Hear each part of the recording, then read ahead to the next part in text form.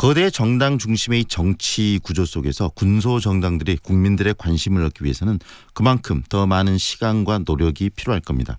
하지만 이런 정당들의 활동이야말로 서민들의 삶의 질을 높이는데 대단히 중요하다는 그런 생각도 드는데요. 오늘은 민중당 전라남도 지사 이성수 예비 후보 만나서 관련 이야기 들어보겠습니다. 안녕하세요, 후보님. 예, 안녕하세요. 네. 민중당 전남도지사 후보 이성수입니다. 네, 반갑습니다. 많은 분들이 민중당 하게 되면 어떤 정당이야 이런 생각을 가지실 것 같은데 먼저 이 민중당이 어떤 정당인지 설명 좀 부탁드릴까요? 예, 먼저 그 말씀을 드리기 전에 네. 지금이 세월호 참사 4주기 추모 기간입니다. 네. 예, 그래서 세월호 진실을 담은 영화 그날 바다가 어제 개봉됐습니다. 저도 순천에서 봤는데요. 네.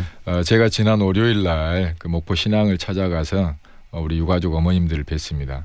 어머님들께서 세월호 진실 규명을 위해서 또 나라다운 나라를 위해서 이 영화를 꼭 좀 많이 봐주셨으면 좋겠다, 그런 부탁 말씀이 있었습니다. 그래서 우리 시도민들께서도 그런 그날 바다를 함께 많이 관람해 주시고, 그래서 세월호 진상 규명을 함께 이루어내고 나라다운 나라를 함께 만들어갔으면 좋겠습니다. 네, 정말 나라다운 나라를 만들어가는 게 필요하고요. 네. 이 촛불의 그런 상황 속에서도 많은 사람들이 또 이게 나라냐라고 하면서 굉장히 박근혜 정부의 문제점들을 지적했었는데 그 정부의 문제점 중에서 가장 큰 부분이 바로 이 세월호 문제 아니었겠습니까? 예, 맞습니다. 네, 그래서 진실은 정말 밝혀져야 된다는 생각이 듭니다. 방금 말씀해 주신 부분도 있고 또 그렇게 하기 위해서는 정치의 역할이 굉장히 중요한 거다는 생각이 드는데요. 네. 그래서 정당을 만들어서 활동을 하시고 민중당은 어떤 정당인지도 설명을 해 주시죠. 예, 우리 시도민들께서 민중당 하면 생소하실 텐데 사실은 민중당은 민주노동당 통합진보당을 계승한 정통 진보정당입니다. 네.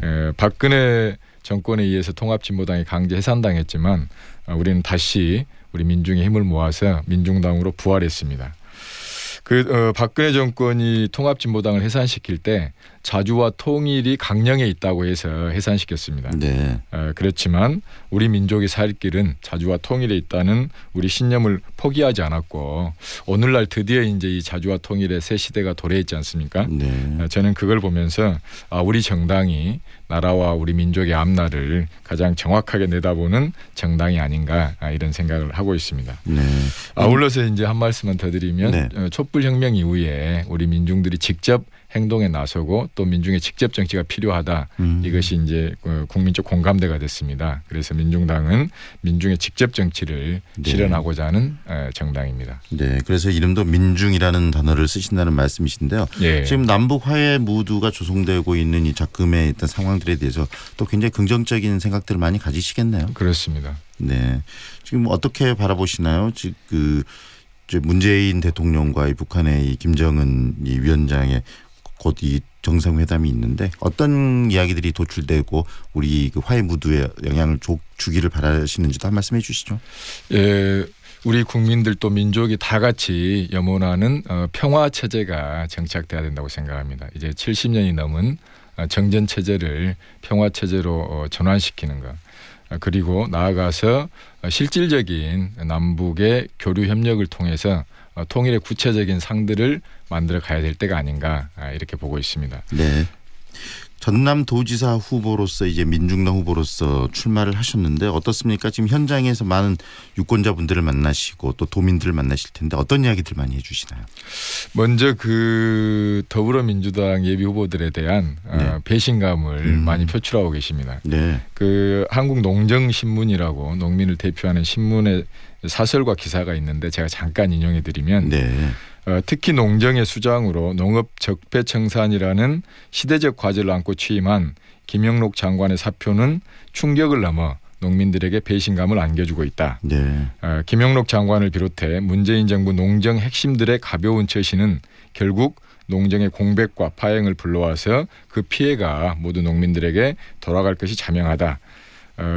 뿐만 아니라 이제 제가 우리 농심의 단면을 말씀드리면 이분들께서 우리 전농 광주 전남연맹 의장님을 찾아뵈려고 연락을 드렸는데 우리 의장님께서 아예 이런 사람들을 만나지 않겠다. 이렇게 말씀하시고 이런 것이 바로 우리 농심의 단면 아닌가 이렇게 생각합니다. 네, 현장에서 그런 목소리를 들으시다는 말씀이신데요.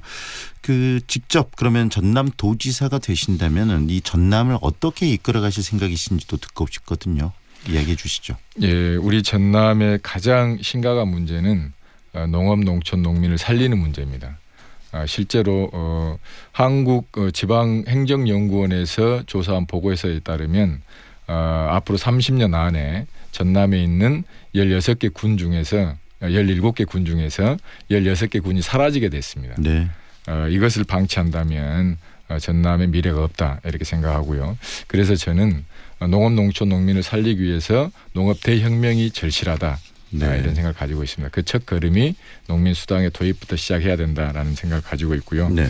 또 노동 현장에서도 우리 노동자들이 제대로 된 자기 권리를 행사해 나갈 수 있도록 노동하기 좋은 전남을 만들어 가야 된다 이런 생각을 가지고 있습니다. 네, 지금 전남은 인구가 계속 줄어드는 지금 도 아니겠습니까? 그렇습니다. 많은 인구가 이렇게 모여서 예. 유입되는 그런 도로서 발전해야 될 텐데 그런 인구 유입에 대한 고민도 있으신가요?